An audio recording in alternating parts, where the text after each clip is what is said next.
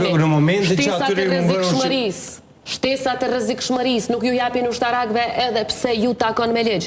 Mëditjet për trajnime mbi 1 muaj dhe trajnimet ushtarake janë zakonisht mbi 1 muaj, nuk ju japin dhe detyrohen ushtarakët të cilët fitojnë bursë në disa prej akademive më të njohura në botë, që janë në Amerikë dhe në Angli, mos me shku, thjesht sepse nuk kanë me çka me pagu ushqimin.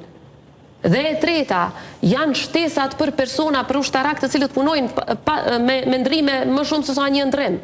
Dhe detyrohet ushtari i FSK-s me shku me punu si bodyguard aty në klub të natës, për me majtë familjen gjallë.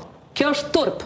Dhe kur unë e kam ngrit këtë çështje nëpërmjet planit 7 pikësh që e kam bë publik para krejt ushtarakëve të FSK-s, këtë e kam përdor pastaj si arsye të më thonë mu jo ti nuk duhesh me qenë presidente. Pse? Se unë kam kërku ndër të tjera, s'duhesh me udhëheq politikën e jashtme, pse ti ke prezantu mirëqenie më të lartë për ushtarakët e FSK-s?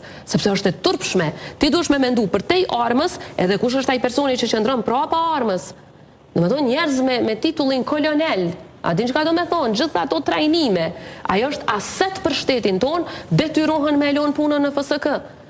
Edhe, po e them sinqerisht, ka edhe njerëz brenda FSK-s të cilët kanë insistu bashkë me mu që këto shtesa të jipen, që mos mu detyru ma shumë se 1000 ushtarak të FSK-s me që shtetin e tyne në gjykat.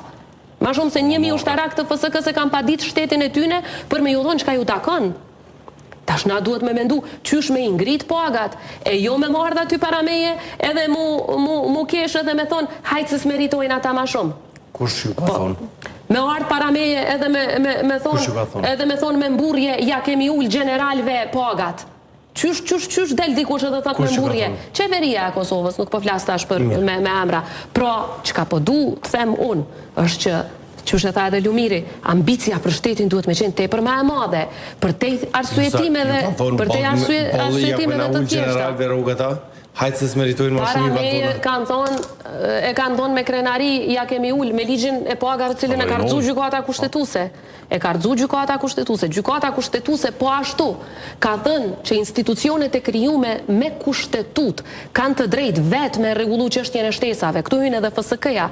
Dhe përkundër këtij akt gjykimi të gjykatës kushtetuse, qeveria nuk e zbaton me ia dhënë FSK-s shtesat.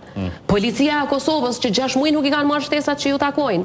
Nuk i marrin rrobat që ju takojnë me rregullore që vetë policia ka miratu. Këta dje me vajza, me cilë gjithë po krenohemi, e plot për i tyre dhe pe japin jetën, si që ka thonë heroja Afrim Bunjaku, për këta nuk duhet me kursy asgjë, sepse ata nuk me kursejnë